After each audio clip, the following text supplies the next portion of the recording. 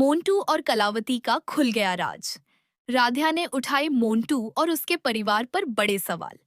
जी हाँ दोस्तों, आप लोगों ने बिल्कुल सही सुना। कहानी में अब एक बहुत बड़ा ट्विस्ट आने वाला है। एक ऐसी सच्चाई सामने आने वाली है जो पूरे परिवार की नींव तक हिला देगी। जिस परिवार को अब तक सम्मान और अपनापन दिया जा रहा था, वही परिवार इस घर के विश्वास के साथ सबसे बड़ा धोखा कर रहा था। सुबह का समय था। पूरे घर में पूजा की तैयारियां चल रही थीं। मंदिर में दीपक जल रहे थे। शंख की आवाज गूंज रही थी और सभी लोग प्रसाद का इंतजार कर रहे थे। राध्या भगवान का प्रसाद लेकर मंदिर से बाहर आ रही थी। उसके चेहरे पर हमेशा की तरह सादगी और शांति थी। लेकिन जैसे ही वह सीढ़ियों के पास पहुंची, उसका पैर अचानक फिसल गया। उसके हाथ से प्रसाद की थाली छूट गई और नीचे गिरकर जोर की आवाज के साथ टूट गई। आवाज सुनते ही पूरा परिवार दौड़कर वहां पहुंच गया। दादी की नजर जैसे ही टूटी हुई प्लेट पर पड़ी, उनके चेहरे का रंग बदल गया। उन्होंने हैरानी से कहा, अरे, ये कैसे हो सकता है? ये तो हमारे मंदिर की चांदी की प्लेट थी। प्रथम भी झुककर प्लेट के टुकड़े उठाने लगा। उसने ध्यान से देखा और फिर गंभीर आवाज में बोला, दादी, ये चांदी नहीं है। ये तो साधारण मिट्टी की प्लेट है। किसी ने असली प्लेट बदल दी है। एक पल के लिए पूरे घर में सन्नाटा छा गया। सभी लोग एक दूसरे का चेहरा देखने लगे। किसी को समझ नहीं आ रहा था कि आखिर घर के सबसे सुरक्षित मंदिर से चांदी की प्लेट गायब कैसे हो गई। दादी ने तुरंत राध्या की तरफ देखा और सवाल किया, राध्या, तुम ही मंदिर से प्रसाद लाई थी। ये सब कैसे हुआ? राध्या ने बिना घबराए शांत स्वर में जवाब दिया, दादी, मैंने वही प्लेट उठाई थी जो मंदिर में रखी हुई थी। मुझे बिल्कुल भी अंदाजा नहीं था कि उसे बदल दिया गया है।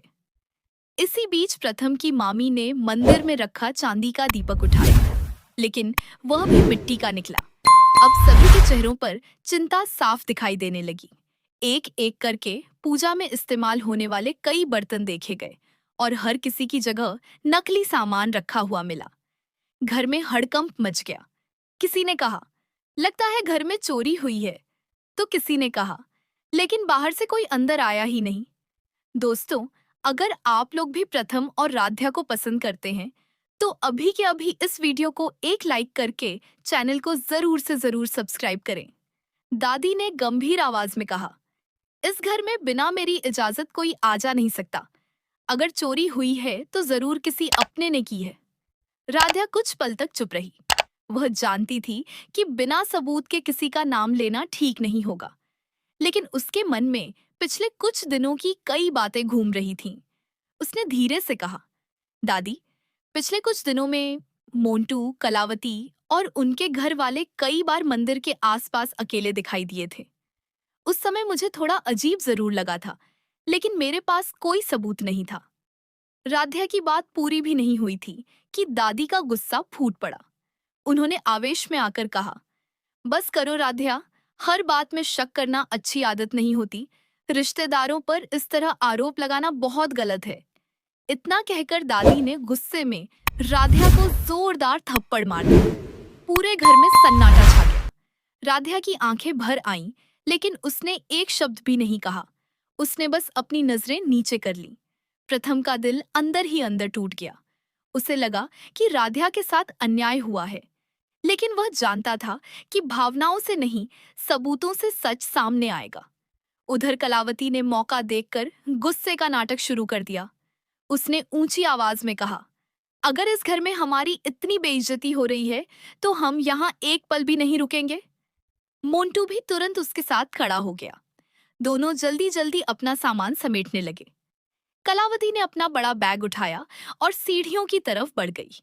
पूरा परिवार उन्हें जाते हुए देख रहा था, लेकिन किस्मत को शायद कुछ और ही मंजूर था। जैसे ही कलावती सीढ़ियां उतरने लगी, उसका संतुलन बिगड़ गया। वह तो किसी तरह खुद को संभाल गई, लेकिन उसके हाथ से बैग छूट गया। बैग नीचे गिरा और उसकी जिप खुल गई। अगले ही पल जो नजारा सामने आया, उसे देखकर हर किसी की आंखें फटी की फटी रह गईं। बैग के अंदर से चांदी के बर्तन, सोने के गहने, नकदी की गड्डियां, महंगी साड़ियां और घर की कई कीमती चीजें फर्श पर बिखर गईं। उनमें वही सामान भी था जिसे परिवार पिछले कई दिनों से ढूंढ रहा था। दादी के हाथ कांपने लगे। प्रथम ने नीचे पड़ा चांदी का कलश उठाया।